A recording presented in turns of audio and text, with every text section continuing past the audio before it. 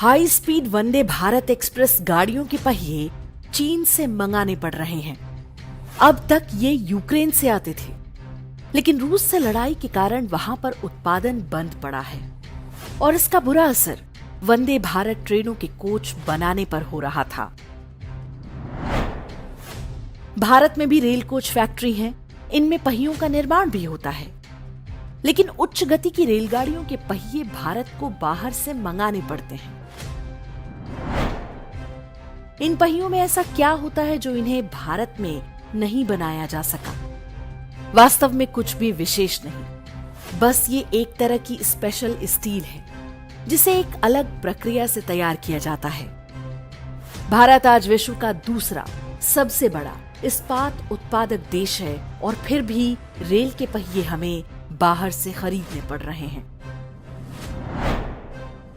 जिन भारतीयों ने कभी लौह स्तंभ बनाए, जिन पर आज तक जंग नहीं लगती, वे अब रेल के पहिए नहीं बना पा रहे। ये कहना अधिक उचित होगा कि बनाने नहीं दिए जाते। पहले फैक्ट्री के लिए लाइसेंस नहीं मिलता था, अब मिलता है तो भूमि पाना सरल नहीं। भूमि है तो उस पर पेड़ हैं, और पेड़ काट दिए तो नेशनल ग्रीन ट्रिब्यूनल से लेकर पर्यावरण के नाम पर चल रही ढेरों संस्थाएं, अदालतें और एनजीओ हैं। किसी तरह फैक्ट्री लग भी गई तो सैकड़ों प्रकार के इंस्पेक्टर आ धमकेंगे, ट्रेड यूनियन माफिया अलग से। इन सब से पार पा लिया तो डर है कि पुराने लोग सत्ता में आ गए तो फैक्ट्री को लूट लेंगे और बर्बाद भी कर देंगे।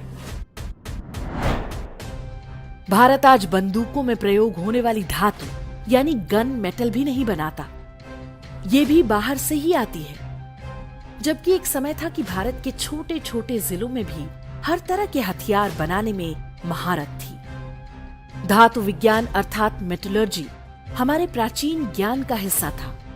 इसे सीखने के लिए हमें किसी इंजीनियरिंग कॉलेज नहीं जाना होता था, लेकिन एक सुनियोजित ढंग से भारतीयों का वो प्राचीन कौशल और उद्यमशीलता नष्ट कर दी गई।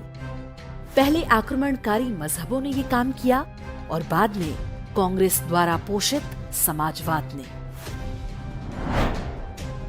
वे सफल रहे क्योंकि हम भारत के मतदाताओं को पता ही नहीं कि जब रेल के पहिए जैसी सामान्य वस्तु भी देश में बनने की बजाय बाहर से आती है तो हमारे ही बच्चों की नौकरियां बाहर जाती हैं।